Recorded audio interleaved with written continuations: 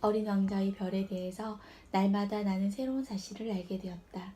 그가 별을 떠나 한 여행에 대해서 어린 왕자의 말을 들으며 이런 것들을 차차 알게 되었던 것이다. 사흘째 되는 날 나는 바오밥 나무에 대한 이야기를 듣게 되었다. 이번에도 내가 그려준 양이 도움이 되었다. 어린 왕자가 갑자기 물어왔다. 양이 덤불을 먹는다는 게 사실이야? 그럼 맞는 말이지. 아, 다행이야. 나는 그 이유를 알 수 없었다. 그런데 곧이어 어린 왕자가 말했다.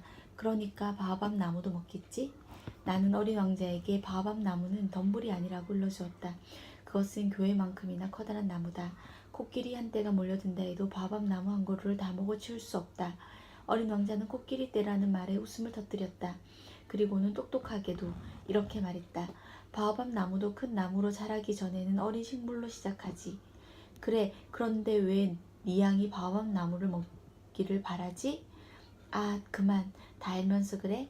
그 아이는 너무나 명백한 사실이라는 듯이 대답했다.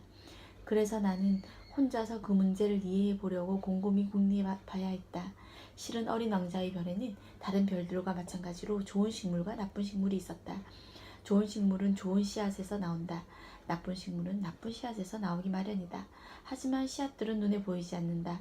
깨어나려고 마음먹을 때까지 땅속에서 잠을 자는 것이다. 그리고는 뻗어나 자라기 시작한다. 처음에는 조심스럽게 싹을 내민다. 하지만 이내 사랑스럽고 순진한 식물로 태양을 향해 어린 줄기를 뻗는 것이다. 무씨앗이라든가 장미씨앗이라면 더 자라도록 내버려 두어도 좋다.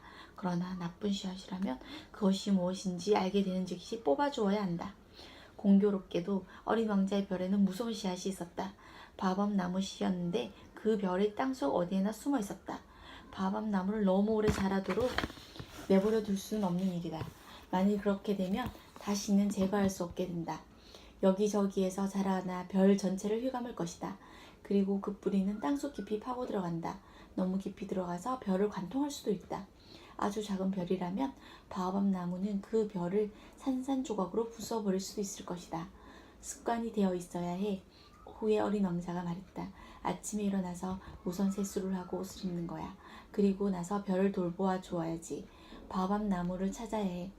어릴 때는 바오밥 나무가 장미나무처럼 보이거든. 그걸 구별할 수 있게 되거든. 바로 뽑아줘야지. 아주 쥐란 일이기는 하지만 어려운 일은 아니야. 어느 날 어린 왕자는 내게 아름다운 그림을 그리는데 최선을 다하라는 충고를 했다. 내가 사는 곳의 아이들이 그 그림을 보고 배울 수 있도록 말이다. 만약 그 아이들이 언젠가 여행을 한다면 그 그림이 도움이 될 거야. 때로는 해야 할 일을 나중으로 미뤄도 상관없을 수 있지. 하지만 바오밥 나무는 그렇지 않아. 미루다가는 큰 일이 벌어지니까. 나는 겨울은 사람이 살았던 어떤 별을 알고 있어. 그 사람은 바오밥 나무 세 그루를 소홀히 다루었어. 나는 어린 왕자가 시키는 대로 그 별을 그렸다. 나는 도독군자처럼 굴고 싶지는 않다. 하지만 바오밥 나무가 위험하다는 것을 알고 있는 사람은 거의 없다. 소행성에서 길을 잃은 사람에게는 그 위험이 더욱다. 그래서 이번에는 도둑군자처럼 들리게 될 것에 쾌념치 않고 이렇게 말하련다. 어린이들이여, 바오밥 나무를 조심하라. 내 친구들에게 그 위험을 알려주기 위해서 나는 이 그림을 아주 열심히 그렸다. 내가 주려는 교훈은 이런 노고를 들을 만한 가치가 있다.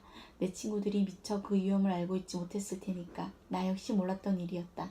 여러분은 이렇게 물을지도 모른다. 바오밥 나무 그림은 왜 이렇게 크지? 그리고 이 책의 다른 그림들은 왜 이렇게 작아? 대답은 간단하다. 바오밥 나무를 그릴 때 내가 흥분했던 것이다. 이 그림이 중요하다는 걸 알고는 서둘러 그려야 한다고 생각했기 때문이다.